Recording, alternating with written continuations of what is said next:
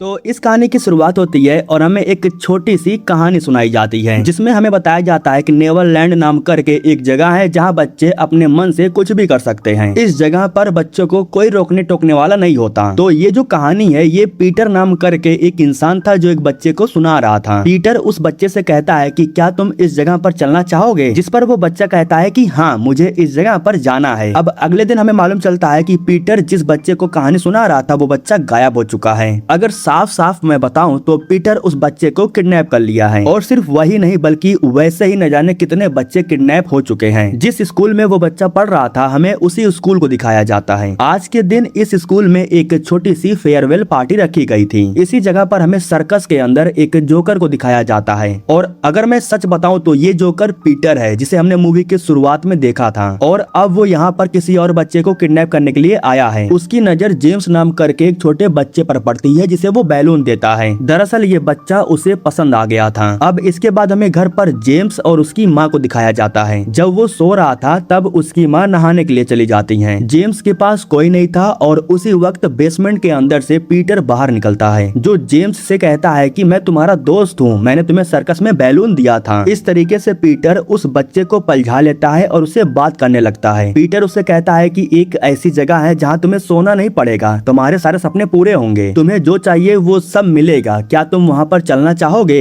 इस दौरान जेम्स की माँ को एहसास हो जाता है कि वो किसी से बात कर रहा है। वो जैसे ही बाहर आती हैं तो पीटर को देख करके काफी डर जाती हैं। वो भागते हुए आती हैं और जेम्स को पकड़ करके जैसे तैसे करके अपनी तरफ खींच लेती हैं और पीटर को एक जोरदार लात मारती हैं। जेम्स और उसकी माँ जब ये दोनों बाहर जाने की कोशिश करते हैं तब इन्हें मालूम चलता है कि बाहर से किसी ने दरवाजे को बंद कर दिया है। माँ अपने बेटे से कहती है कि तुम यहीं पर रुको, मैं उसे तुम्हारे पास नहीं आने दूंगी। इतना कहने के बाद जेम्स की माँ चली जाती हैं उस शैतान को रोकने के लिए, लेकिन कमरे के अंदर पीटर छुप करके बैठा हुआ था। जेम्स की माँ जैसे ही अंदर जाती हैं तो वो एक ऐसे चीज से उनके पैरों पर हमला करता है जिसकी वजह से उनका पैर कट जाता है। जेम्स की माँ को बहुत दर्द हो रहा था और पैर कटने की वजह से वो कुछ कर भी नहीं पाती हैं। लेकिन हाँ, अपने बच्चे को बचाने के लिए वो पीटर को रोकने की पूरी कोशिश कर रही थी लेकिन उसे रोक नहीं पाती हैं। पीटर जेम्स की माँ को जान से मार देता है। इसके बाद वो जेम्स के पास जाता है और उसे अपने साथ लेकर के चला जाता है। अब यहाँ पर दोस्तों सीन शिफ्ट होता है और हमें पूरे 15 सालों के बाद एक छोटी सी फैमिली को दिखाया जाता है। इस फैमिली में एक माँ थी और उसके 3 बच्चे थे। एक बेटी है जिसका नाम है वेंडी और जो सबसे छोटा बेटा है उसका नाम है माइकल और एक सबसे बड़ा बेटा है जिसका नाम है जॉन। इस कहानी में जॉन का कोई रोल नहीं है। वेंडी अपने छोटे भाई माइकल को लेकर के स्कूल छोड़ने के लिए जा रही थी क्योंकि आज माइकल का पहला दिन था। स्कूल में जाते ही माइकल की मुलाकात उसके पड़ोसी दोस्त जोय से होती है जो बाहर खड़े होकर के माइकल का ही इंतजार कर रहा था। अब इसके बाद दोस्तों सीन शिफ्ट होता है और हमें एक झलक पीटर को दिखाया जाता है जो मेकअप कर रहा था। पीटर के साथ में शायद कोई लड़की भी थी। ये दोनों जाकर के उस कार में बैठते हैं जिस कार से ये दोनों बच्चों को किडनैप करते हैं। और वैसे मैं जानकारी के लिए बता दूं कि ये लोग भी पूरे 15 सालों के बाद फिर से बच्चों को किडनैप करने के लिए बाहर निकल रहे थे। रात के समय में हम पीटर को देखते हैं जो कि एक दुकान पर जाता है। इस दुकान पर जाकर के वो एक मास्क खरीदता है। मास्क को लेने के बाद जब वो दुकान से बाहर जाने लगता है तो उसी वक्त दुकानदार आ जाता है और उससे कहता है कि ओए इसके पैसे कौन देगा। इतना सुनते ही शायद पीटर को गुस्सा आ जाता है। उसके हाथों में चाकू था और उसी से वो दुकानदार पर हमला कर देता है। वो दुकानदार को जान से मार देता है। इसके बाद हमें स्कूल के अंदर माइकल और जॉय को दिखाया जाता है। अपनी दोस्ती को और यादगार बनाने के लिए जॉय उसे एक गिफ्ट देता है। गिफ्ट में इन दोनों की एक बड़ी प्यारी सी तस्वीर थी जिसको देख करके माइकल खुश हो जाता है और उस तस्वीर को अपने बैग में रख लेता है। स्कूल की छुट्टी हो जाने के बाद हमें स्कूल के बाहर वेंडी को दिखाया जाता है जो अपने भाई माइकल का इंतजार कर रही थी। उसी वक्त यहाँ पर वेंडी का बॉयफ्रेंड आ जाता है जिससे वो बात करने लगती है और वेंडी का ध्यान भटक जाता है। ध्यान भटकने का मतलब उसे मालूम नहीं चलता है कि माइकल अपनी साइकिल लेकर के घर के लिए निकल चुका है। यहाँ स्कूल के बाहर हम पीटर के वैन को भी देखते हैं। माइकल जब साइकिल को चलाते हुए घर जा रहा था तो रास्ते में एक ट्रैप बिछाया गया था जिसे वो देख नहीं पाता और अपनी साइकिल से गिर जाता है। दरअसल माइकल को किडनैप करने के लिए पीटर ने ही ये ट्रैप बिछाया था। अचानक से वो माइकल के पीछे आ जाता है और माइकल भी उसे देख करके काफी डर जाता है। वो माइकल को पकड़ करके अपने वैन में डाल देता है और उसे लेकर के यहाँ से चला जाता है। इधर जो वेंडी थी वो अभी भी माइकल का इंतजार कर रही थी। माइकल का फोन बंद बता रहा था इसलिए वो उसे कांटेक्ट भी नहीं कर पा रही थी। उसे लगा कि माइकल घर चला गया होगा इसलिए वो भी घर के लिए निकल जाती है। इसके बाद हमें माइकल को दिखाया जाता है जो कि एक कमरे में था और वो अपने फोन से अपनी बहन के पास कॉल तो करना चाहता था लेकिन फोन में नेटवर्क नहीं था, इसीलिए फोन लगता नहीं है और उसी वक्त कमरे में पीटर आ जाता है। इसीलिए माइकल जल्दी से फोन को छुपा देता है। पीटर उसके लिए कुछ खाने का सामान लेकर के आया था। वो माइकल से कहता है कि मैं तुम्हें एक ऐसी दुनिया में लेकर के जाना चाहता हूँ जहाँ तुम्हें स्कूल नहीं जाना पड़ेगा। मैं नेवरलैंड में भेजना चाहता हूँ जहाँ तुम अपनी मनमानी कर सकते हो। माइकल बेचारा बहुत डरा हुआ था, वो रो रहा था। माइकल के घर वाले भी काफी टेंशन में आ चुके थे क्योंकि उन्हें भी नहीं मालूम था कि माइकल कहाँ पर है। उसका सिर्फ एक दोस्त था और वो था जॉय, लेकिन वो जॉय के घर पर भी नहीं था, इसलिए अब इन लोगों को काफी टेंशन हो रही थी। वेंडी की माँ उस पर बहुत गुस्सा हो रही थी क्योंकि वेंडी का काम था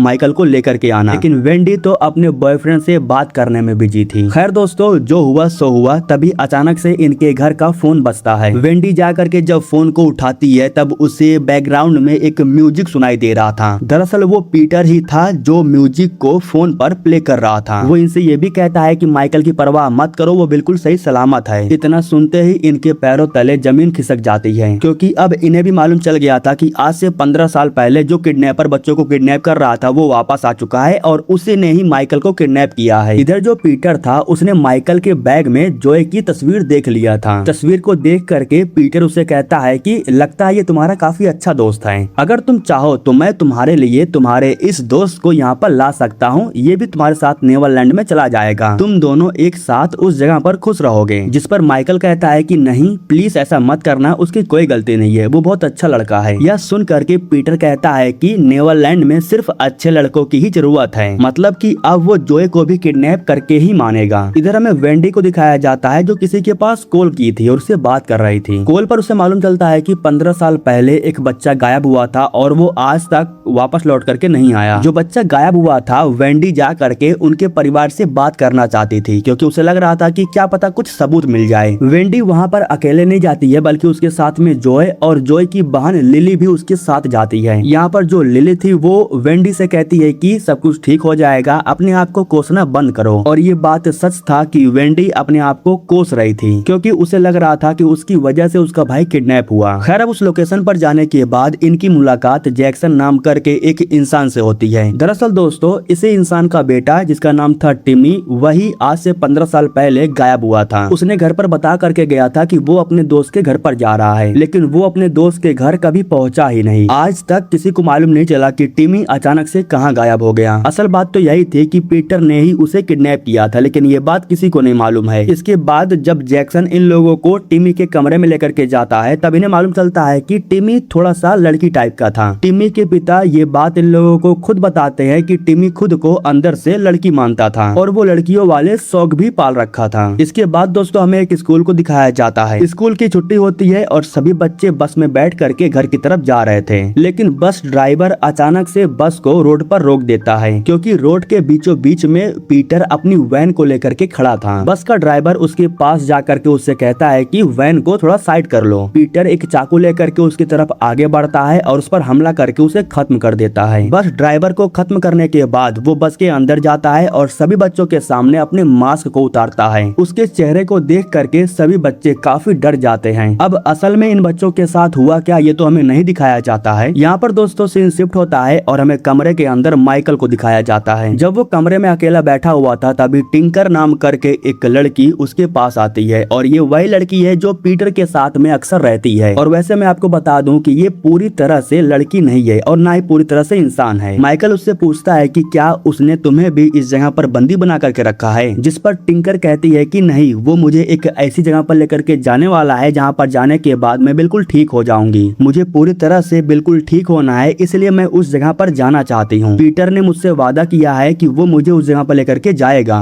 और तुम्हें भी उस जगह पर जाना चाहिए क्योंकि बच्चों के लिए वो काफी अच्छी जगह है। हालांकि माइकल एक बार उससे पूछता है कि क्या तुमने कभी भी उस जगह को देखा है, जिस पर टिंकर कोई जवाब नहीं देती है बल्कि वो यहाँ से चली जाती है। अब इसके बाद दोस्तों सीन शिफ्ट होता है और हमें वेंडी को दिखाया जाता है जो घर पर बैठी हुई थी। तभी उसका बड़ा भाई जॉन भागते हुए आता है और वो काफी ज्यादा रो भी रहा था। वो वेंडी को बताता है कि उसने ढेर सारे बच्चों को जान से मार दिया है, मतलब कि जो बच्चे बस के अंदर थे पीटर ने उन सबको जान से मार दिया है। इसीलिए पीटर इतना रो रहा था क्योंकि इन्हें डर लग रहा था कि कहीं माइकल भी इनमें से एक ना हो। इधर हमें दिखाया जाता है कि पीटर सभी बच्चों को जान से मारने के बाद घर पर आकर के अपने हाथों के खून को साफ कर रहा था। इसके बाद पीटर जब अपने कमरे में जाता है तब हमें मालूम चलता है कि वो दीवार को को देख करके किसी से बात कर रहा है और अचानक से वो हवा में भी उड़ने लगता है। उसी वक्त यहाँ पर टिंकर आ जाती है जो पीटर से पूछती है कि क्या वो जगह सच में है। दरअसल वो नेवरलैंड की बात कर रही थी, जिस पर पीटर कहता है कि तुम्हें मुझ पर विश्वास नहीं है क्या। इतना कहने के बाद वो उसके गले को दबा देता है और उस पर काफी गुस्सा हो जाता है। टिंकर भी काफी डर जाती है और वो पीटर से माफी मांगने लगती है। उसी वक्त अचानक से किसी की चिल्लाने की आवाज सुनाई देती है। उस आवाज को सुनने के बाद पीटर अपना बेल्ट निकाल लेता है और भागते हुए बेसमेंट वाले एरिया में जाता है। और यहाँ पर दोस्तों हमें मालूम चलता है कि उसने अपने बेसमेंट में किसी को बांध करके रखा है। वही शख्स चिल्ला रहा था और उसी को मारने के लिए पीटर नीचे गया था। खैर दोस्तों सीन शिफ्ट होता है और हमें वेंडी को दिखाया जाता है जो कि लिली के घर पर रुकी हुई थी। लिली के माता पिता भी घर पर ही थे, जो वेंडी से कहते हैं कि रात ज्यादा होगा, ये घर पर मत जाओ, यहीं पर सो जाओ। इस बीच दोस्तों हमें पीटर को दिखाया जाता है जो लिली के घर के बाहर आकर के खड़ा था। मतलब कि वो जोय को किडनैप करने के लिए घर तक आकर के पहुंच चुका था। घर पर तो सभी लोग सो गए थे, लेकिन वेंडी अपना फोन चला रही थी। दरअसल वो न्यूज देख रही थी और तभी उससे मालूम चलता है कि उसकी बैटरी डाउन हो गई है। फोन को चार्ज करने के लिए वो जा करके चार्जर ढूंढने लगती है। इधर हमें पीटर को दिखाया जाता है जो खिड़कियों के सहारे अंदर आने की कोशिश कर रहा था। खिड़कियों के सहारे जैसे ही वो अंदर आता है तो वो सबसे पहले लिली को देखता है जो सोफे पर सोई हुई थी। अचानक से जैसे ही लिली की आंख खुलती है तब वो अपने सामने पीटर को देखती है, लेकिन वो कुछ कर पाती उससे पहले पीटर उस पर चाकू से कई बार वार करता है। कुछ समय के बाद वेंडी को बाहर की तरफ चिल्लाने की आवाजें सुनाई देने लगती है। वेंडी जब दरवाजा खोल करके देखती है तब उसे मालूम चलता है कि पीटर लिली के डैड पर हमला कर रहा था। लिली को जान से मारने के बाद वो लिली के डैड को भी जान से मार देता है। पीटर इस कमरे में आता उससे पहले वेंडी जा करके छिप जाती है। दरअसल वो खिड़की के बाहर निकल करके बालकनी में छुपी हुई थी और धीरे से वो लिली के मोम डैड के कमरे में आ जाती है जहाँ उसे ढेर सारा खून दिखाई देता है। ठीक उसी वक्त यहाँ पर लिली की माँ भी आ जाती है जो शायद छुपी हुई थी। उसी वक्त यहाँ पर पीटर आ जाता है जो लिली की माँ को देख लेता है और उस पर हमला कर देता है, लेकिन समय रहते जो वेंडी थी वो बेड के पीछे जाकर के छिप गई थी। यहाँ वेंडी अपनी आंखों के सामने लिली की माँ को मरते हुए देखती है, लेकिन वो कुछ कर नहीं पाती। कुछ समय के बाद जब वेंडी खिड़की से बाहर देखती है तब उसे मालूम चलता है कि पीटर ने जोय को किडनैप कर लिया है और वो उसे अपने साथ लेकर के जा रहा है। इसके बाद वेंडी भी बाहर जा करके एक कार लेती है और उस कार से इनका पीछा करती है। इनका पीछा करते हुए वो भी पीटर के अड्डे पर आकर के पहुंच जाती है जहां वो बच्चों को किडनैप करके रखता था। जब ये लोग जोय को लेकर के अंदर चले जाते हैं तब वेंडी भी खिड़कियों के सहारे धीरे से अंदर आ जाती है। वो एक कबर्ड में जाकर के छुप गई थी क्योंकि इस कमरे में पीटर आ गया था। जब पीटर अपने कपड़ों को चेंज कर लेता है तब वो जोय को लेकर के माइकल के पास जाता है। वैसे इन दोनों दोस्तों की मुलाकात तो हो जाती है, लेकिन माइकल को काफी बुरा लग रहा था।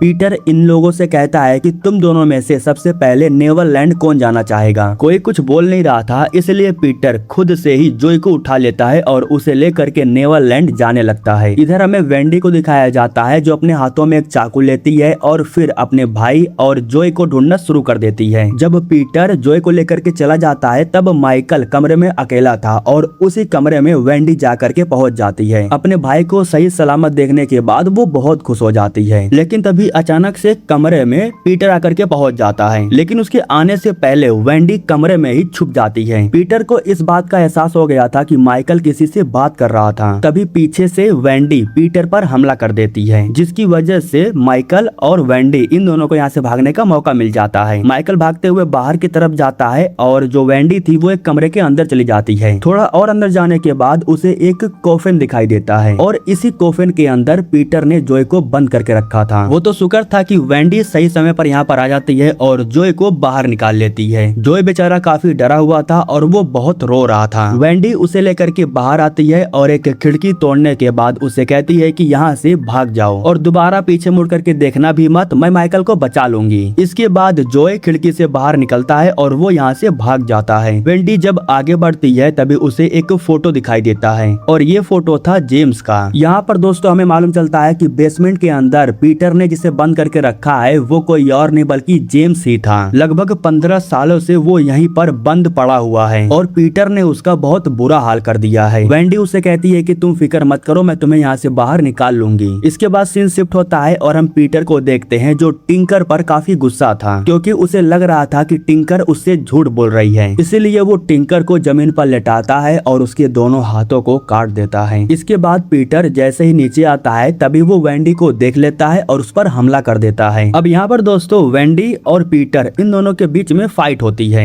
वेंडी उसे बहुत मारती है लेकिन पीटर को कोई असर ही नहीं हो रहा था। तभी माइकल यहाँ पर उस हथियार को लेकर के आता है जिस हथियार से उसने टिंकर के हाथ को काटा था और उसी हथियार से उसका गला काट करके उसे खत्म कर देता है। तो फाइनली दोस्तों इस तरीके से पीटर की मौत हो जाती है और वेंडी अपने भाई को बचा लेती है। माइकल को वापस घर पर लाने के बाद जब घर वाले उसका बर्थडे सेलिब्रेट कर रहे थे तभी अचानक से इनके घर का फोन बजता है। वेंडी जाकर के जब फोन को रिसीव करती है तब उसे बिल्कुल वैसा ही म्यूजिक सुनाई देता है जिस म्यूजिक को पीटर ने उसे पहले सुनाया भी था। म्यूजिक को सुन करके वो काफी डर जाती है और इसी सस्पेंस के साथ ये कहानी यहीं पर खत्म हो जाती है।